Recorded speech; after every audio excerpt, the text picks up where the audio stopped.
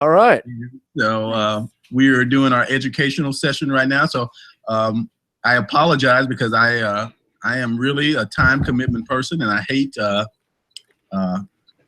being late for anything. So my apologies. And no, hopefully I'm ready to can talk to you guys whatever we'd like to talk about.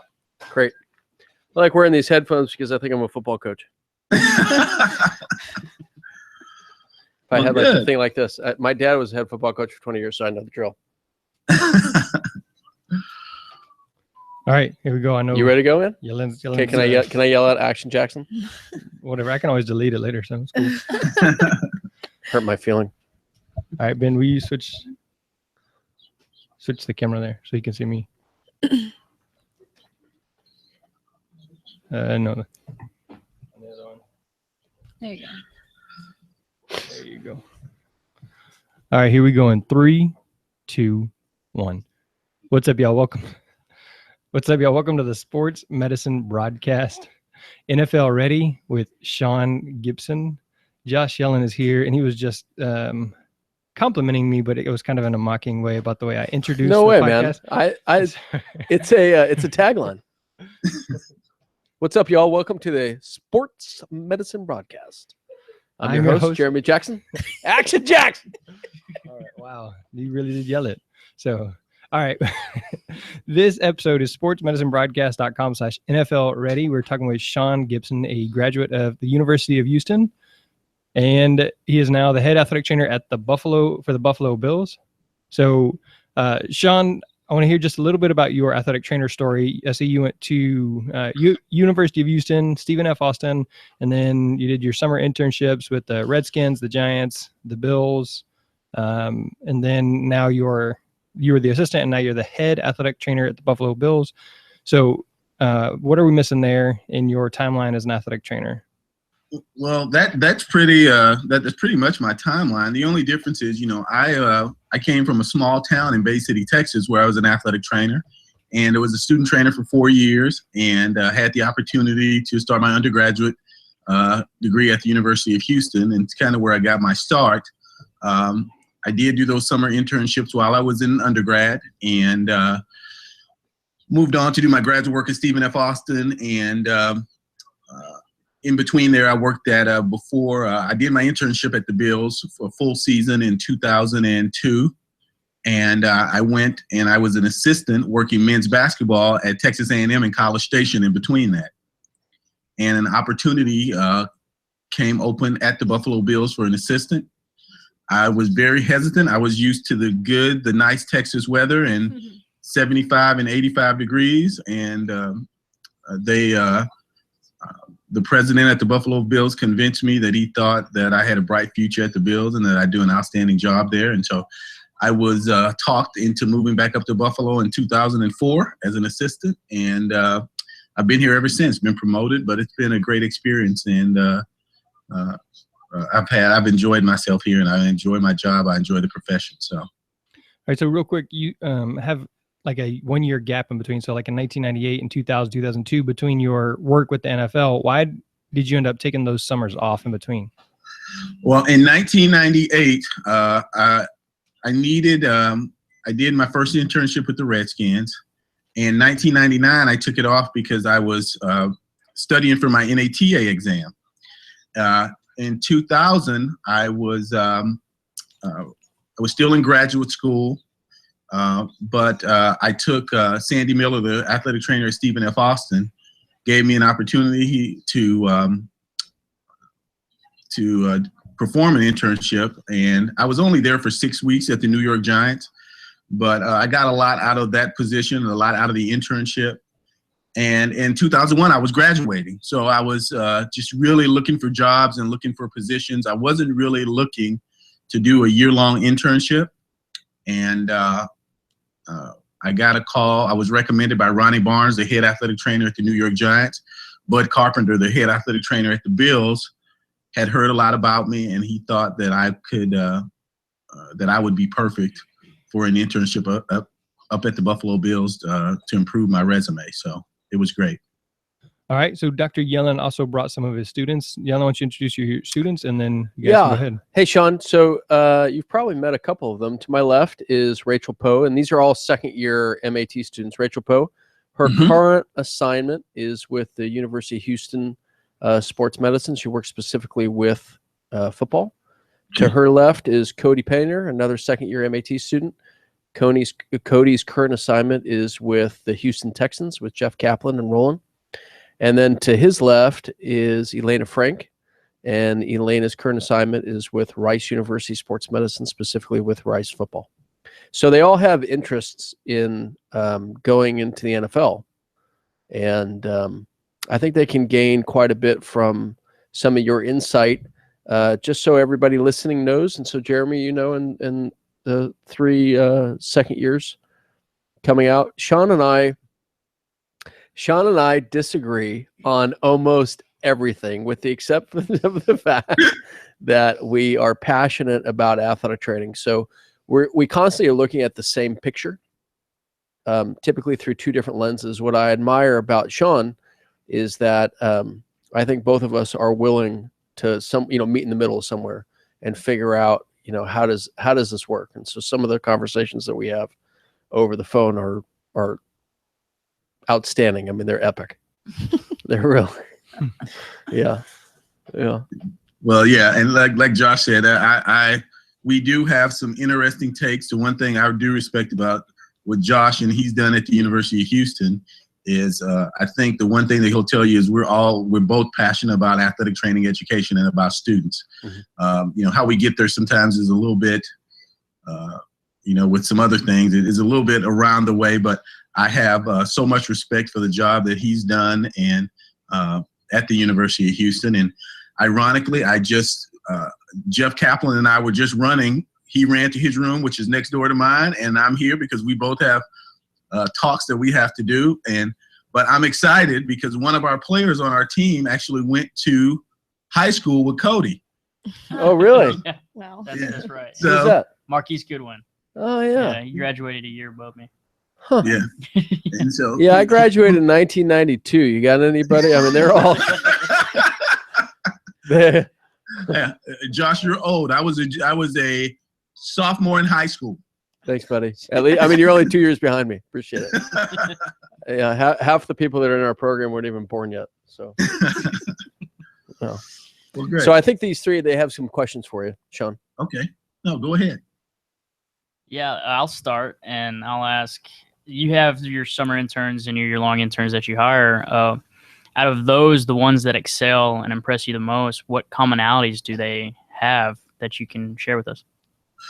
Well, I will tell you that they have a unbelievable work ethic and a drive to be better. I will tell you, most of these summer interns, we're very fortunate, and somebody brought this to my attention. Right now, we're having our educational session for the Professional Football Athletic Trainers Society. And downstairs right now, 8 members and 5 of the new members in the PFATs were Buffalo Bills interns. And people ask me, what are you doing up in Buffalo? What are you doing you're getting all these guys, they're preparing themselves for the NFL. The one thing I will tell you is that each of those individuals, they have an amazing work ethic. They have the ability to relate to people, and they have a drive to succeed and be better. And they have an energy and a passion for the profession that is unyielding. I mean, they love what they do. And, when Josh will tell you, I think when we were going through our programs and going through school, we called them grinders. Mm-hmm. These are kids that literally love the profession. They eat it up. They soak up everything that they can. And we've been very fortunate here at the Bills. I tell people we do not choose athletic training interns. We select them, and we vet them, and from everything from their educational background to interviews to what they want to do to be successful. And so we have been very fortunate to have some outstanding people. I am excited for those individuals who do work in professional football, but I'm also excited for the individuals, the Anthony Benudis, who's the head athletic trainer at UCLA, and Tyler Waite, who's the head athletic trainer at Villanova. All those guys have come through our program, and they have those same characteristics that I was just talking to you guys about. And I love students. I love students, and I love people who work hard and who are willing to put in the effort, both in the classroom and outside of the classroom. Shone, I have a question for you from the educational perspective. So right now there's a trend or a thought process that if you're going to be in the NFL, then you need to be duly credentialed as a PT, AT. From where you are, what are you seeing? And are those your recommendations? Well, no, I've seen it both ways. I think I think it's great if someone has the ability, if you can get both credentials. I think physical therapists and athletic trainers I think we work in conjunction. We've worked really well together. I think the NFL about 4 or 5 years ago in their collective bargaining agreement specified that you had to have a physical therapist on staff. Most of my colleagues, they have, to me, it was an extra opportunity for us to get a physical therapist, but make sure that person was an athletic trainer as well. On my staff right now, we have 6 full-time, 4 are ATCs. 1 is a PT ATC, and we have 1 that is a PT only. And in our league, I think it is about getting the best person. Whether or not they're dual credentialed, I think it makes you obviously more marketable and advantageous, and opens up some other doors for you. But like I said, I feel like our individuals that are ATCs on our staff, they've done a good job. Athletic trainers is just as qualified to do rehab and treatments and some other things as therapists are. And it's been, I think that's not necessarily, how do I put it? I don't think you have to have both credentials. I think if you do, it's an added bonus. Okay. I have a question. So when you guys are looking at interns and selecting them, what kinds of things are you seeing on resumes that are making those individuals stand out to make you say, okay, I want to give this person an interview and, see what they have to say? Okay, well, let me tell you, for me, it starts with coursework a little bit. And the program directors. It used to be when Josh and I were coming up, we used to have the internship route, and it was easy to call references because and find out how a person's personality was and how their work ethic were and some other things. Well, with us switching now, and especially with us moving to the new master's programs, to me, I like to look at resumes. I like to look at students' coursework and some of their assignments, some of their clinicals that they've had. I'm a little bit different because I don't necessarily, if they have some football experience, that's great. But I like to see students that have a varied background with different sports, not necessarily with football. And that's probably the first thing I look at. The second thing I look at that I do is I call the program directors, because those program directors, especially with the new master's students, they have an intimate knowledge of what the students are like and checking off on their clinical sites. And so I depend on those people to give me some insight in how the students doing in class, how they've done on their clinicals, and how they're progressing. I will tell you that the last 2 individuals that I have hired as athletic trainers here at the Buffalo Bills, Bill Quick, my newest assistant, well, I have one newer than that now, but Bill, who I hired last year, Bill's clinical assignments when he was in graduate school were volleyball. and he had his football experience. He had a little bit in his undergrad, but his was volleyball. And I was intrigued by his resume because he had been on his own in an untraditional sport environment, and he had done a good job.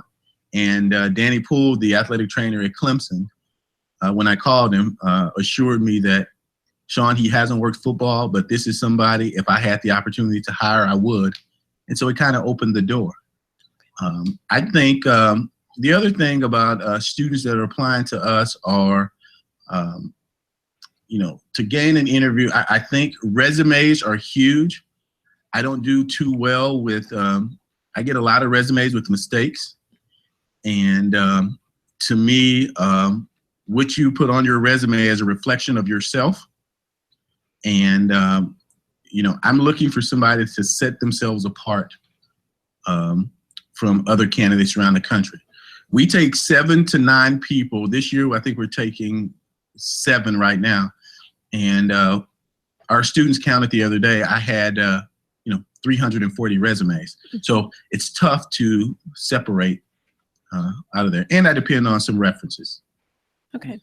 With me, I did an internship with the Houston Texans, and without a doubt, the reason I got that internship, because I was at Houston Baptist, there was no football, but it was because of Bob Marley. Bob Marley took and handed my resume to Kevin Bastine.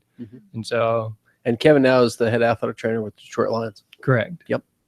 And so again, it's the connection, like you were just saying, the program director. Now, you know, Josh and Shone are good friends, so Shone can easily call Josh, hey, can we bring on one of these 3? Sure. Or heck no. And I think one of the aspects is that one of the benefits that we have of being the only program in Houston is that everybody that we're affiliated with knows who we are and what we do.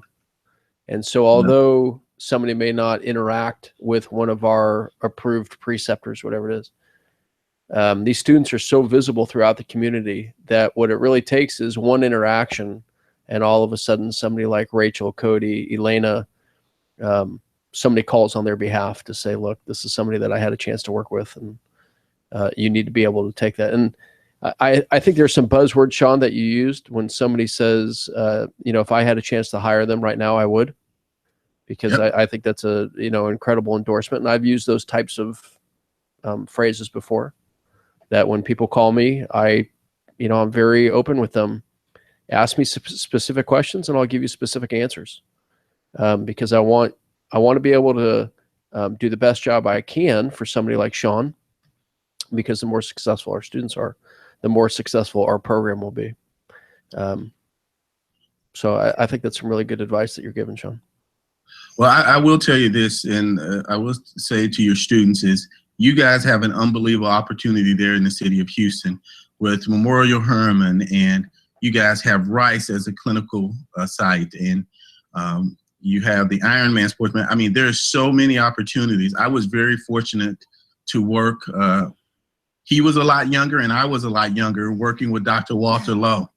And I worked with Dr. Lowe when he was young, and he was a go-getter, and he still is. But he was really, really passionate. And so as I was exposed to a lot early on in my career in athletic training, and you guys have some unbelievable resources there.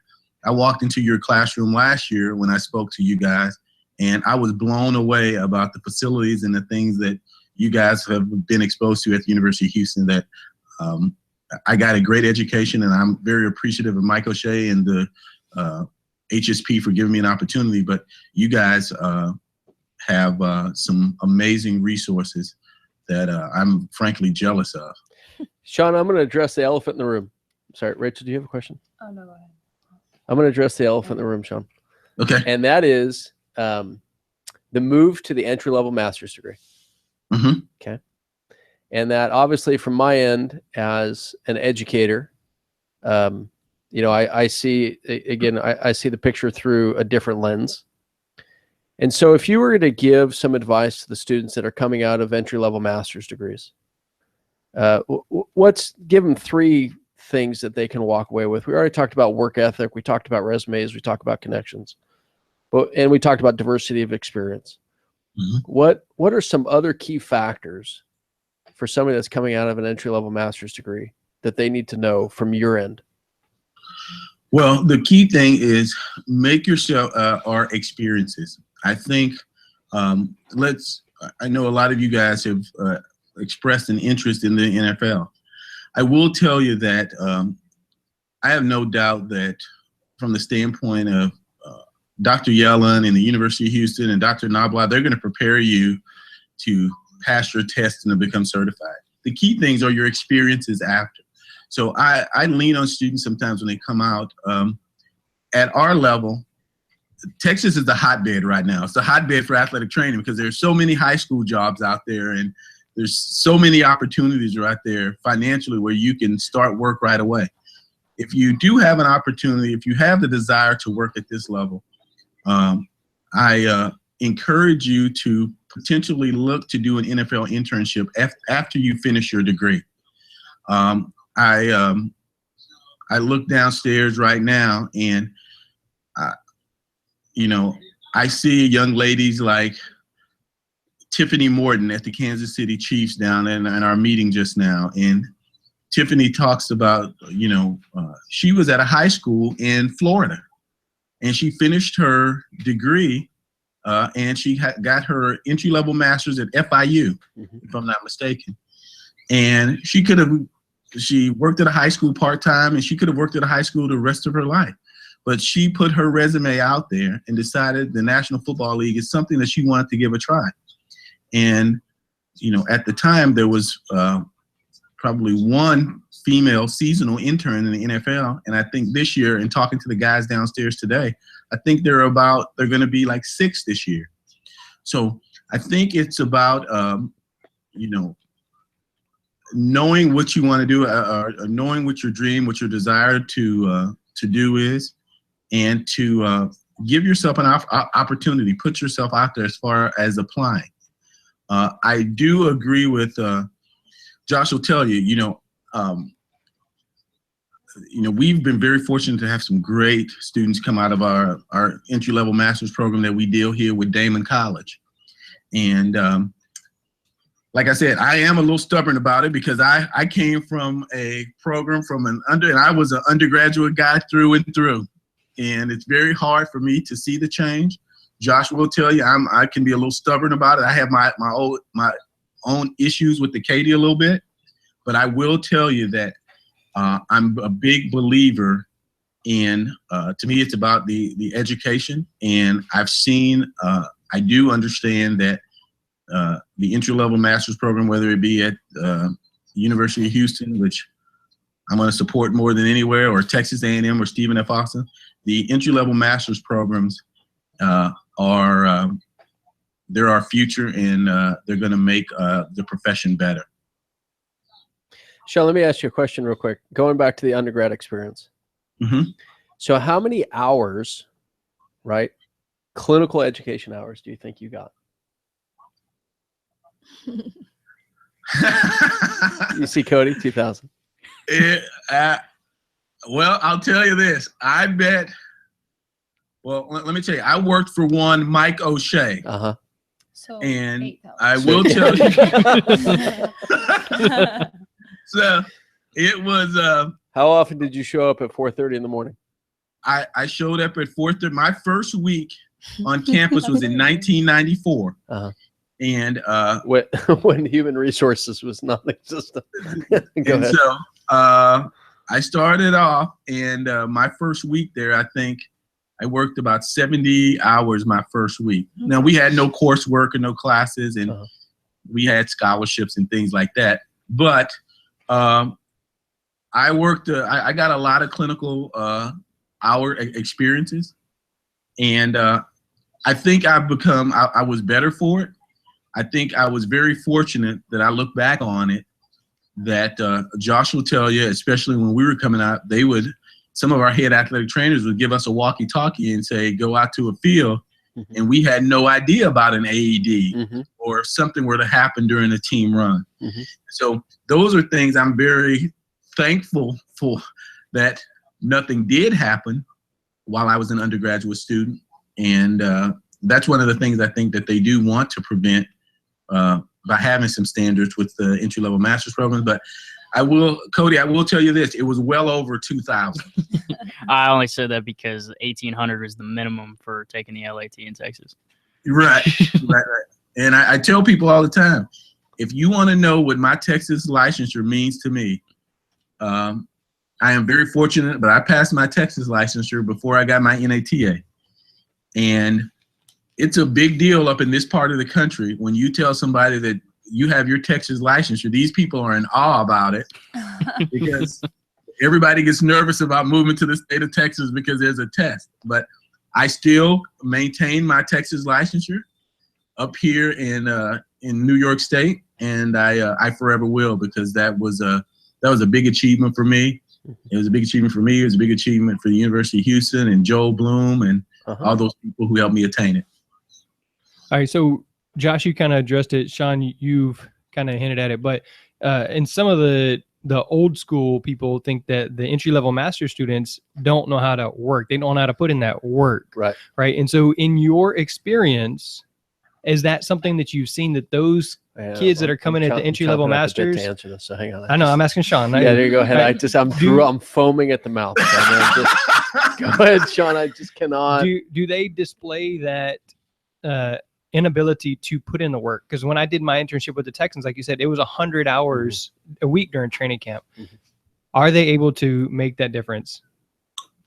Yeah, you know what? I think they are. I think ultimately the tough part is, and Josh will tell you, there used to be this stigma, and I think it's changing, is that you had students, I think, in talking to, I know when I was there before, I talked to Cody and I talked to some other students who are in U of H's program. I think the stigma is the supposed 20-hour a week rule, and that students can only work 20 hours a week, and that's all they can do. And I've kind of figured out over the last two years or so that, well, that's not necessarily true. There's not like a 20-hour a week rule. You know, students have to be given a day off, and their hours are limited somewhat. The one thing I think that, remember you talked about, Josh said he was foaming at the mouth. One of the things that the only difference that I've had with any of it, I think the students are great. I think no matter where you come from, I think the entry-level master's program, because you got to realize this, students are still getting their clinical experiences somewhere. And clinical experiences, whereas I did a ton of hours in the internship route and had to work in the training room on the field. These students now have, I mean, I walk into the lab up at the University of Houston and they have taping tables and they have all of these things in a classroom setting. So they're getting a clinical experience at Rice, at Houston, during the marathon, at the Ironman, but they're also getting some clinical experience with Josh and Dr. Knobloch. The only issue that I have with Katie and some other people, with our association is, I have no problem with students working or my feelings about it. To me, and me and Josh have talked about this, it's the volunteer thing. I think students should be, you know, I've had some programs up in this part of the country that have really struggled with students trying to volunteer and do some extra work. I'm really proud of myself that I haven't been able to talk yet. Yeah, go ahead. Go ahead. But I wish students could volunteer a little bit more and really, immerse themselves in a true experience. Because I think the thing that a lot of athletic trainers, and especially at my level, worry about are do students get a true understanding of what it's like? Take the NFL out of it, but I have friends that work especially at the collegiate level, and I just rolled through Columbus, Ohio, driving here on a Saturday, and these guys are working from 8 to 3 and 8 to 4 in Division I football on a Saturday. And but in saying that, I think it is. I think students are getting. I think they're getting a good experience. I don't think students who come out of. I think there's been some misconceptions that students who come out of entry-level master's program don't understand and they don't have the work ethic, and that's just not. That's not true at all. We've had some amazing people come through. I think there are a lot of. We'll call them alternative facts. I think there are a lot of alternative facts. So a couple things, right? One is, as far as the Katie is concerned, the Katie doesn't dictate hours, and I've gone around. I'm glad you brought this up, Shone, because I've gone around to try to correct some people. Where that 20 hours a week came from, right, was that a lot of schools will use what their student workers do as a guideline. So typically a student worker is able to work 20 to 25 hours a week. How did they come up with that? Well, a full load for an undergraduate student is somewhere between 15 to 18 hours, right, of coursework, plus that 20 to 25, and you're averaging somewhere about 40 hours a week. And as far as human resources is concerned, that's a full work week. So there are a lot of schools that said, okay, well, we're going to use that. Over time, I think what ended up happening is that, unfortunately, there were a lot of program directors that hid behind that rule, right, and said, well, the Katie would say this, or before it was the Katie, it was KHEP and JRC and all these other things. No, the Katie doesn't say that. The Katie says that there needs to be a minimum and a maximum, and it's up to each university and each program to dictate what that minimum and that maximum is. So right now, our minimum is 10, our maximum is 30. One of the conversations we're having along the lines of what Shone just brought up is that, do we need to push that? Maybe a minimum of 10 and a maximum of 40 for an average of 25. And the reason why is that we're seeing some really good benefits of what we call immersive experiences. So you can be immersive daily, you can be immersive in modules, or you can be immersive on a semester basis. So our program was set up to be a daily immersive experience. So the three that are here with me, Rachel, Cody, and Elena, they go to school Monday and Wednesday, and they have since they started their curriculum, which I think the exception of like Brett's class. Yeah. And the reason why that is so that they can have a clinical immersive experience. That means that when they're not in class on Monday and Wednesday, they typically go to their clinicals anyway, but that they are totally immersed Tuesday, Thursday, Friday, Saturday, and or Sunday. The Katie says that you have to have 1 day off every 7 days. And so there are some other aspects that are there. And so when you add all of this up, there is nothing that says that you need X amount of hours. It used to be that way, but there is nothing that says that. So, theoretically, a student can come out with all of this experience. And one of the things that we talked about a couple weeks ago in the Athletic Trainer Educators Conference was there are programs now that are kind of experimenting with semester immersive experiences, which is great. Because what that means is, theoretically, if we had a semester-based experience, we could send students to Shone in Buffalo. We just, what it is it's a conversation between our program and our administration to see and then from an administrative aspect, it becomes more and more complicated because of all the affiliation agreements and all those other things. The other thing that, Shone talked about was that the undergraduate experience, there was an intern experience that was happening. And we need to be able to, as a profession, we need to move away from the athletic model into the medical model. And the medical model is always about patient outcomes. You can't tell me that you're producing patient outcomes or, good patient outcomes with an untrained undergraduate student. No offense, Shone, because I was in the same boat you were. Right. When I was an undergraduate, I came out of an undergraduate AT school. I was given an athletic training kit and like a phone, and I was assigned to the female softball team at Cal State Northridge. And I went around the country with this team, and I was their only medical support for the entire season. You call the head athletic trainer and say, hey, Josh is coming, and whatever it was, watch out for him. But that doesn't produce very good medical outcomes. And so I think one of the things that athletic training needs to do, and it is doing very well, is that we need to be able to move again away from that athletic model into the medical model. And then the last part about that is just like medicine, right? Somebody goes to medical school and they may choose to be a radiologist. And maybe that person's partner or, the person's friend in school in their cohort may choose to be a trauma surgeon. Those two daily workloads are very different. The magic number in medicine is about 80, right? When they're doing residence. And Shone knows this, his brother's a physician.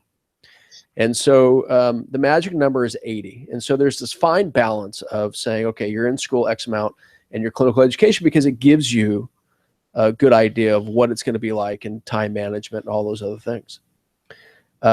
And so again, it's about saying, one, are we following the medical model? Two, are we producing good patient outcomes?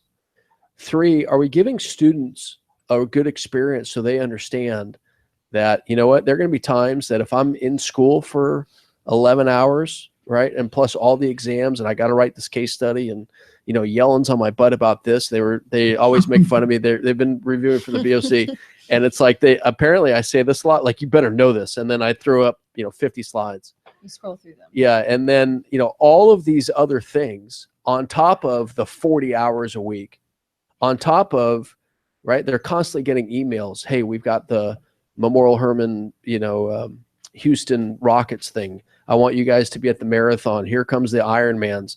All of these other things, and they're designed to say, one, in a profession, in any medical profession, you have to be able to handle the stress and the workload. Two, it's designed to make sure that we can produce a student who has all these different varied experiences.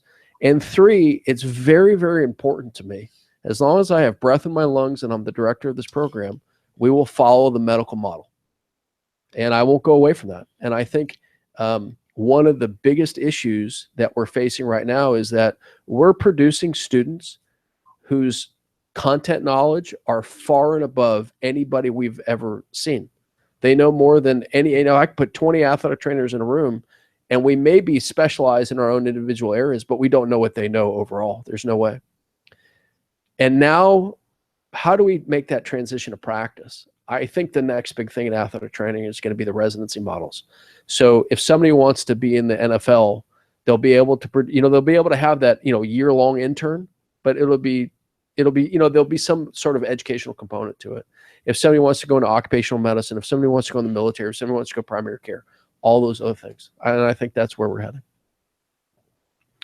Okay. How did I do, Sean? Did I do okay? Yes, you did very well, Josh. Thanks. All right, Sean, if someone wants to be successful in the NFL, you already talked about a very hard work ethic. But if an athletic trainer wants to be successful in the NFL, what do you think is the top skill that they need? Well, let me tell you something. The one thing, Jeremy, that I'll tell you, and I've lived it through, and I'm living it right now with my new head coach. I will tell, and ironically, Ronnie Barnes, the head athletic trainer for the Giants, and Pepper Burris, who's up at the Green Bay Packers. I had this conversation probably 2 hours ago. The single biggest thing I've learned is to be a great communicator and be willing to listen. You will keep a job in the National Football League a long time as long as you're upfront and you communicate and be willing to listen. I'm a big believer in that students sometimes, you'll be talking sometimes, but they're not always listening. So I've learned I try to encourage students to be better listeners and communicate. And those two things to me are vital to be successful in our league, whether it be communicating with the coach about an injury, communicating with the coach about a surgery, communicating about a person who is undergoing a surgery, communicating with your front office, communication within the athletic training staff, communicating with the strength and conditioning staff. At the collegiate level, communicating with the academic department about the individual who has a concussion and might not be able to sit through class. At the high school level, communicating with the parents.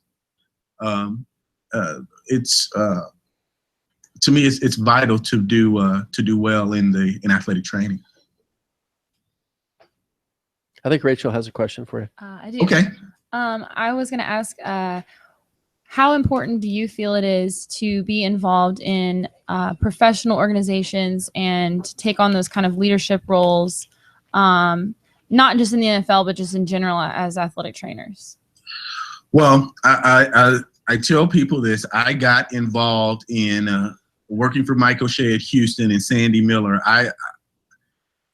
I took on too much within our profession because I was on the ethnic diversity committee and I'm on the honors and awards committee and I'm still on the scholarship committee. And And those things to me, I think especially as students, you guys, there are so many opportunities to be on the Young Professionals Committee and some other things. If you have the opportunity, there's nothing like getting involved with our association and getting to meet different people in the profession. And for me, it wasn't just about the NFL. I've developed some amazing relationships with some friends of mine who work at NASA or who work at Circus Olay or who, or who are into the arts. They're athletic trainers. We had a meeting. We met with an athletic trainer who is in NASCAR. It's amazing. I will tell you that I took something away that I think is going to be able to help our team in the NFL today from an athletic trainer who works in NASCAR. So I think being involved in the association and being involved in some committee work and being involved with the NATA is unbelievable. You guys, the other thing that I would encourage you to do, you guys are a part of SWATA, which is the best student district in the country. It's not even close. You guys have your Texas State Athletic Trainers Association and some things that I still constantly check up on. And so feel proud of it and feel, get immersed in those things. And like I said, you guys heard Josh talk about, we may disagree on some things, but I'll tell you the one thing that we surely do agree on is being passionate about students, passionate about the profession, getting students involved, and making them better professionals that we're going to put out there. Thank you. They hear it from me all. You know what this is about? This is exactly. So my wife and my son last weekend, they had to go to California. And so my son is sitting with two of my brother-in-laws, and those two, right? Two of my brother-in-laws, they tell Matt a story and some advice. And he calls me and he's like, "Dad, this is what Uncle Pat and Uncle Jimmy said." And I'm like, "Uh-huh." And so then my wife got back on the phone. She says, "I know what you're going to say. It's the same thing that you've been saying." And I said, "Right." And that's the same thing that I would hear, that I would say for the students, right? Over a 2-year period, they see me all the time and they get barrages of emails. And at some point, just like Elena did not too long ago, rolls her eyes at me like, "Oh my God." And I think it's always good to hear it from somebody else, that there are some universal laws that apply. And those universal laws are this: to be able to be passionate about what you do, to be able to be willing to work hard, to be able to say, "It's okay if I fail, because I know that I'm surrounded by people that care for me and that they'll pick me up and I'll be able to continue on." To be able to say, this is where I want to go, and maybe I'm the first. And, Shone, you said, I think there are 6 or 7 females now in the NFL. And I cannot wait for the day that there is a female head athletic trainer in the NFL. There was one already in baseball, Sue Falsone, and she's with AT still with Eric Sowers now. So we're not far off, and it's possible that, Rachel and Elena, they may be one of the first. It's going to be somebody. It's going to be somebody, and I hope it's one of them. Josh, you know where Sue's hometown is? I did. Is it Texas? It's Buffalo, New York. Oh, it's Buffalo, New York. I thought you were going to say it's like Los Angeles, But no, I see your mom all the time grocery shopping. Really? Yeah. Sue is outstanding. I don't know if you guys know, but Sue is one of the leaders in dry needling. Yeah. And Sue is on faculty. Oh, yeah. Yeah, Okay, Sue is on faculty with Eric Sowers. Eric Sowers is one of the commissioners with the Katie and is the department chair of interdisciplinary studies at AT Still University. And they just started up a DAT program, and Sue teaches in that program. She was supposed to teach my dry needling course back in May, but dropped out and someone else picked it up. Yeah. Yeah. She's outstanding and is a real leader in all different aspects. So real quick, as we're kind of wrapping up the NFL, guys, I know I've talked a little bit about my experience with NFL, but don't do like I did. I actually got in trouble because one of the players was like, here, you can borrow my car for the weekend. I was like, all right, cool. You know, it was an Escalade with spinners. And so I did. Well, the security guys didn't like that. They called the athletic trainer, which at the time was John Ishop. And he said, hey, Jeremy, bring your pass. You're done. You're done. Yeah. And so just like that, you know, I had Bob Marley vouch for me, hey, this guy is good. And I did. I worked hard. I did. And I got the opportunity to continue to volunteer through the season for home games. But then just like that, I screwed it up. So I don't talk about it much because it's kind of embarrassing, but it shaped who I am. And so don't do like that. Take advantage of every opportunity to learn. And that's the point, Jeremy, is that in that sense, you may have thought that you failed, but you didn't, right? It's a learning experience. Right. And you moved on. You thought, all right, I'm never going to do that again. It's never a mistake unless you do the same thing twice. Right? The first time it's a mistake. The second time it's a choice. Right? That's the way it works. Speaking of NASA, today is the day that I have to go to NASA. And so I've got to be there. And this is where I part. But Elena, Cody, and Rachel. Come on. Yeah. The president of your student organization. Yeah. Elena, Cody, and Rachel are going to be here, and I'm sure they're going to have some more conversations with you. Okay. Okay. Sean, I really appreciate it. Thanks for all your time and efforts, and I'll talk to you down the road. Okay, Josh. Thank you. All right, my friend. Bye. Bye. I didn't forget your name. Yeah. Sure. It's fine. Sir, I'll see you again on Monday. Something like that. No, Thursday. Thursday is Merrick. Yeah. I'll check the schedule later. Okay. All right. Well, do you guys have any additional questions for me, or? That was about it that I had. I have one more question. So when you're looking at your interns and you're looking at who's applying and you see things on their resumes like Graston, dry needling, or they've got their CES or CSCS, which of those kind of extra credentialings, like what really isn't valuable, I guess, which ones are more valuable than others? I don't think one's more valuable than the other. I will tell you, I'm a big fan of students, if you have the opportunity, only because you're learning it while you're getting your master's and you're in your master's program. Mm-hmm. I will tell you, if you have the opportunity to get your strength and conditioning credential, do it. Okay. It makes you so much more marketable. And to be an athletic trainer and a strength coach, because I think you're going to see more and more athletic trainers move into the model of being directors of performance. And it's great if you have the medical and you have the performance aspect of it. Right. I do have some minor issues with the NSCA, but for their credential, they do a really good job and it's valid. And but no, I have my CES, I have my PES, I've done all those things. It's a little bit different up here in New York because we can't dry needle. Right. But any extra credentials, do I look at those? Yeah, I do, especially when we're looking for our seasonal position. And I'm very honest with students who decide once they get done, maybe I'll use Cody as the example. He's working with the Texans and he's working with some outstanding people, and Roland Ramirez and Jeff Kaplan, and you're going to learn a ton. And let's say he finishes that experience and decides that he wants to do an internship somewhere for a year.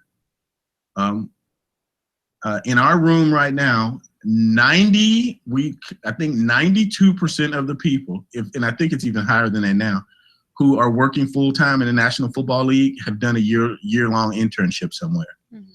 And, the only thing that's, I'd love to take somebody from, for our program to bring up here. The key thing, I don't know I never asked Josh this, how he feels about it, but if you have the opportunity to take your BOC early, do it. Mm-hmm. We know he does not feel he just doesn't feel like we're ready. Yeah. Right. Well, and I get it, because let me tell you, you guys passing or failing is it goes on their record. I mean, Right. it's an important deal.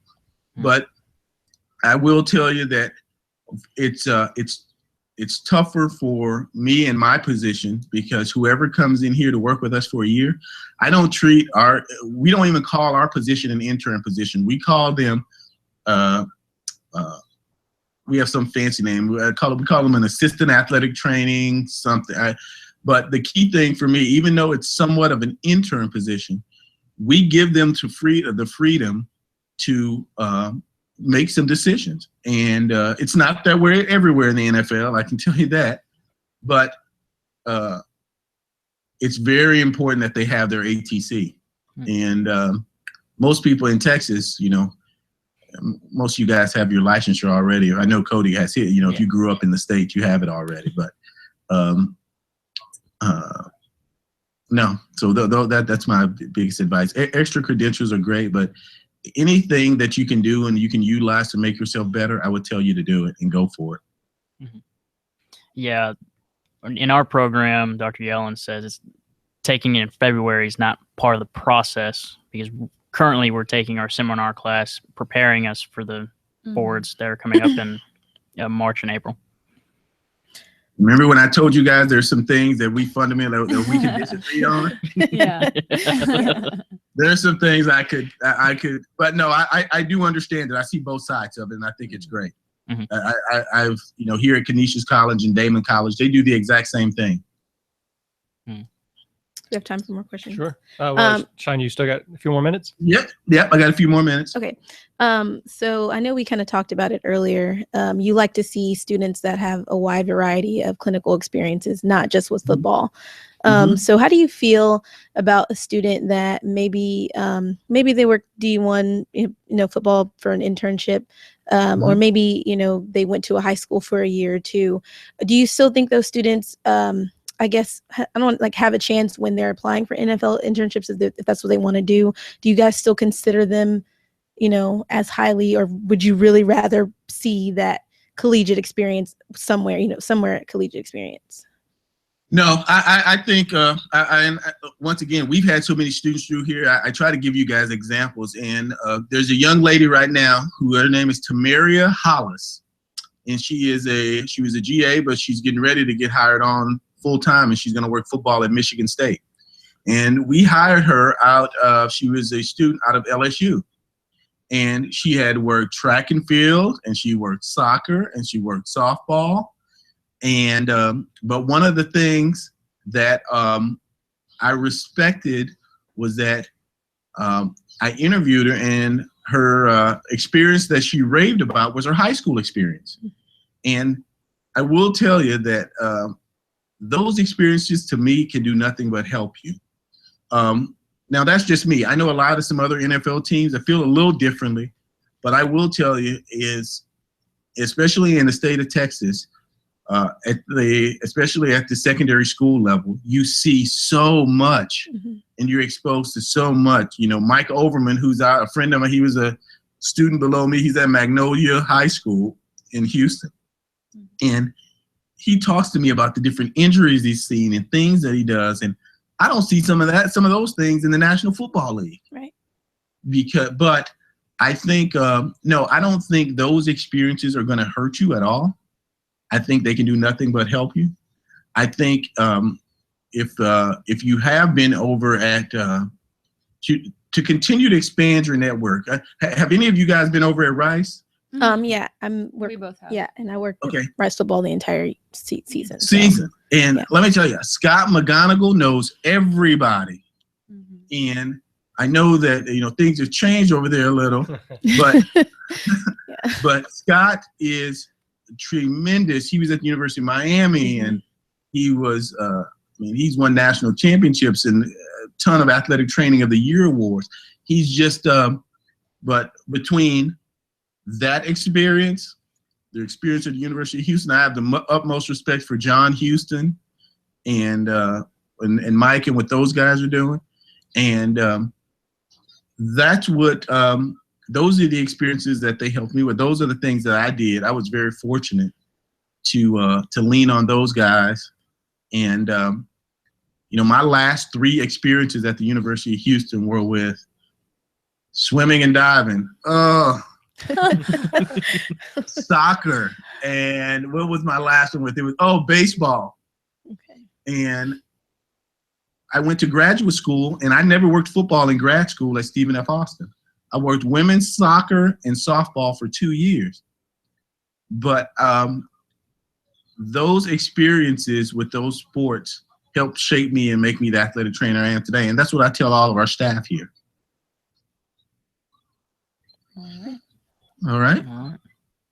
Well, Cody, I'll be sure to tell Jeff Kaplan and Roland that you said hello when I go back downstairs. Absolutely. Please do that for me. I will. I'll definitely do it. And Jeremy, I appreciate you guys having me on.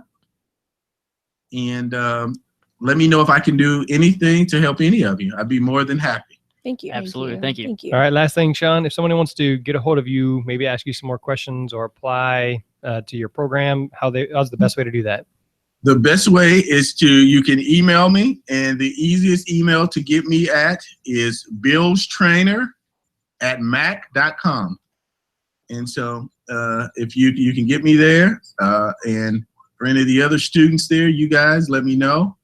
I'll give you my cell number if you want to talk about anything, or you can catch me on Facebook. No Twitter, no Instagram, no Snapchat. Facebook that's the way I go. That's as far as I go with social media. That'll work. Are you guys, Yellen didn't give the plug for the University of Houston Master of Athletic Training Program. Do you guys know the website? It's You can just uh.edu, and then you can search the MAT program. Or honestly, right now, if you Google UHMAT program, we are the first result. There you go. So U of H, MAT, University of Houston, MAT, Master of Athletic Training, Houston, any one of those. So, all right. So for Jeremy, again, we are right on the edge of National Athletic Training Month when we're recording this. This will be released later, but so happy National Athletic Training Month, and hopefully you're doing something to celebrate athletic training.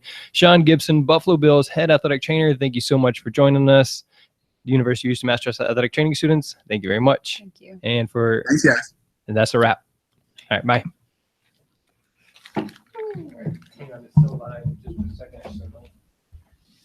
Don't.